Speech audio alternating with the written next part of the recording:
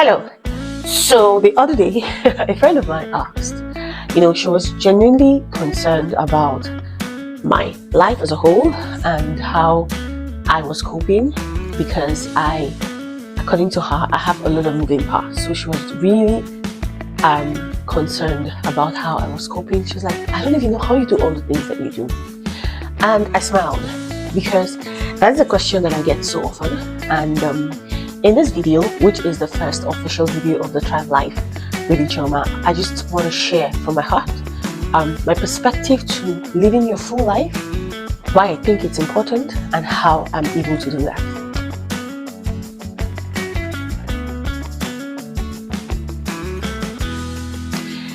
Welcome to Thrive Life with Ijeoma. This is the first official video. If you're seeing me for the first time, my name is Ijeoma Ofomado, and I am a wife and a mom. But first of all, I like to describe myself as a child of God. So yes, I'm a child of God. I'm a wife. I'm a mom of 2 boys under 10. I'm also a full-time career lady in tech, and I have about 3 active businesses running and more on the way. I also fulfill the other roles of daughter, sister, auntie, niece, etc. And I admit that in this time and age, living your life fully can come with challenges. Now, I'm from Nigeria, but I don't live in Nigeria. I live outside the country, and what that typically means is that I don't have the help and the leverage that most of my Nigerian moms have. I don't have a cook cooking my meals. I don't have a driver taking me everywhere or picking my kids from school. I don't have a gate man to, open the gates and all that. Between my husband, myself, and our kids, we do everything for ourselves, and that means a lot. That significantly eats into our time. So hence my friend's question, because she was really wondering how I'm able to do the things that I do. And we didn't really talk much after that, because it was one of those very busy parties, and it was not really going to be a good idea to have a tour aside. I also know that because I've had that question come over and over again, it was time to address it to a whole lot of people. Okay, I remember. I think we met sometime later, and then I gave her some hints. But what was more puzzling to her, beyond my system, beyond how I was doing it, was why I have chosen to do it. And when it comes to matters of why, it's a perspective issue, and you can't usually solve it with 7 steps to or 5 steps to. Those require deeper conversations. So I didn't really go beyond that.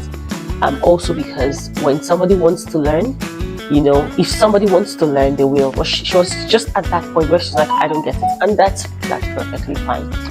For me, I decided that I was going to live my full life. So why have I chosen to live this full life?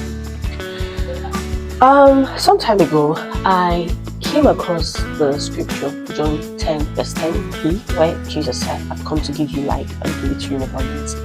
Now, I know that you have probably read that scripture a whole lot, and you probably turned up your eyes like, yeah, I knew you were going to quote that. But what if I told you that every word that Jesus said in the Bible, every word, every promise that God gave us is true?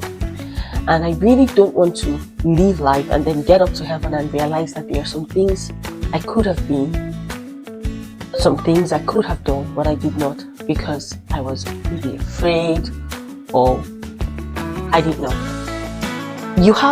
We have just one life to live, and I think that one of the greatest gifts you can give God back for the life He's giving you is to live everything that He's called you to be. Now, for some people, that is 1 talent, like in the Bible. For others, it's 3. For others, it's 5. For others, it's 10. I am more on the higher side. But whatever number of talents is giving you to live your life to the full, the gift that you give back to God is that you actually use those talents and bring back fruits like those guys did in the Bible. So why have I decided to live my full life? Very simple. We have one life to live.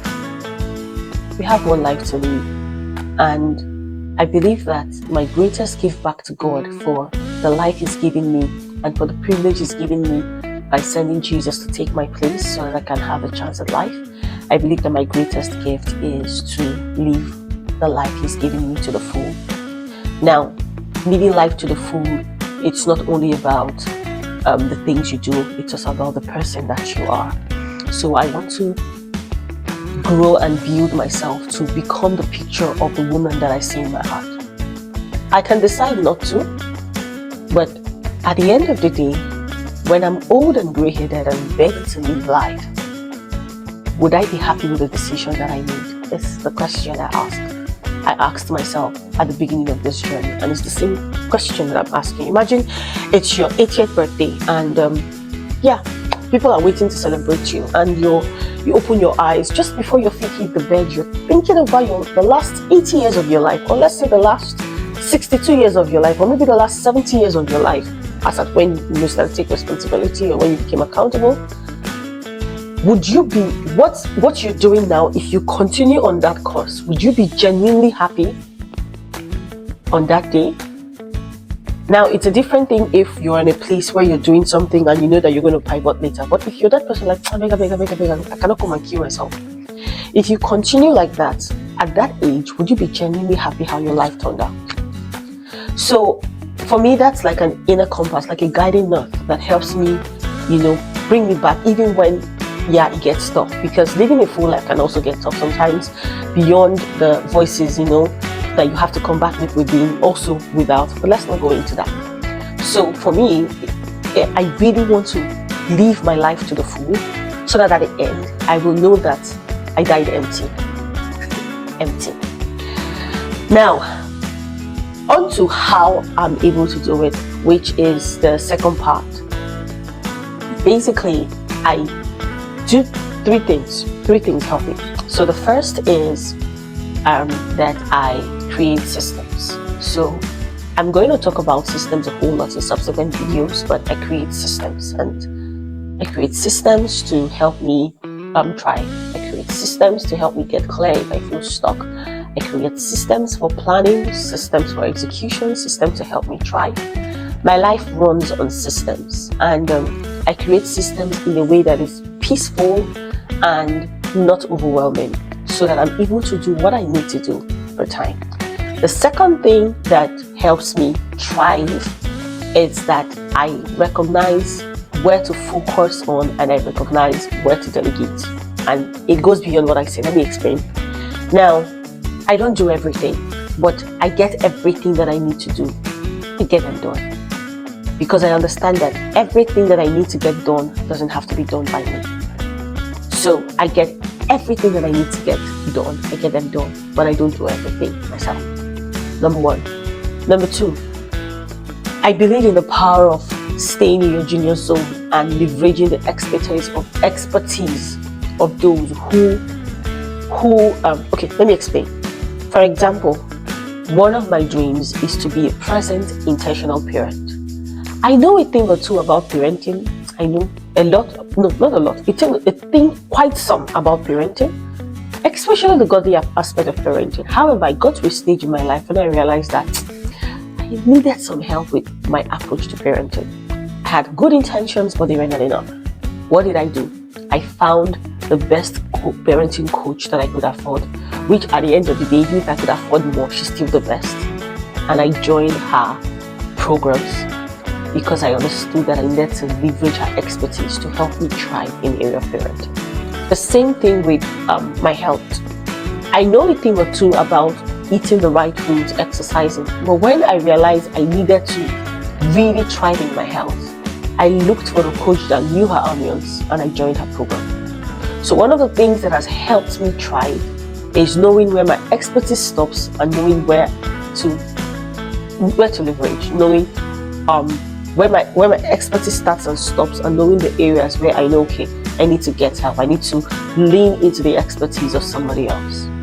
So that's the second thing. The third is God. In fact, that should actually be the first. So that's the third, not the least. But I put it as number 3 because I wanted to build up. Number 1, first of all, under the category God, I'm able to do the things that I do because I know that God has me backed up. So I know that I'm not alone, and I know that He's going to sort me out. And then I leverage scriptures to get results. Like, there's just a limit to what you can get done. when after I've done all I need to do, create my systems, leverage people's expertise, I always leave room for God, because there are just some results that you can't get, by just doing physical stuff. So yeah, those three things: creating systems, leveraging the expertise of others, and leaning heavily on God. These three things are basically the things that help me live my full life to the full without feeling overwhelmed. Yeah, there are some fight seasons, there are some times when I feel like, oh, it's going up to my head. But those seasons have really become few and far in between, because I have learned to master this. So yeah, I hope this helps. And yeah, stay tuned. I'll be sharing more of these videos. I really want to teach a lot about this, and I know that you'll learn a lot. So see you soon again next week, I think. Yeah, bye bye.